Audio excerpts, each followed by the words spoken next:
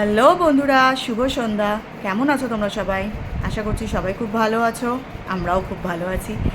Office থেকে এসে fresh হয়ে চা খেয়ে এই যে দেখো ছেলের সাথে একটু টাইম স্পেন্ড করছি। আর ও কথা আর বলছি কি বলবো, পরীক্ষা শেষ হয়ে গেছে, সারাটা দিন কম্পিউটারে গেম খেলছে জানো।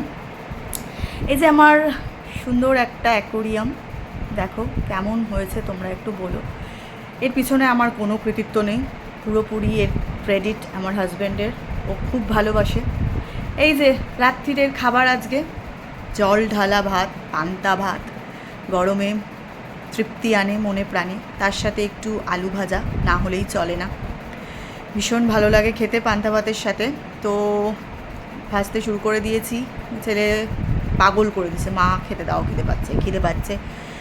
ঠিক আছে দাঁড়া, তোকে আগে দিয়ে দিই। এই যে দেখো ডিম ভাজা, আলু ভাজা, পেঁয়াজ নিয়ে এক বাটি পান্তা ভাত নিয়ে উনি বসেছেন খেতে।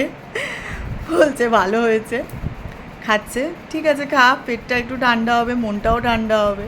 পান্তা ভাত খেতে খুবই ভালো লাগে, আর এই গরমে তো আর কোনো কথাই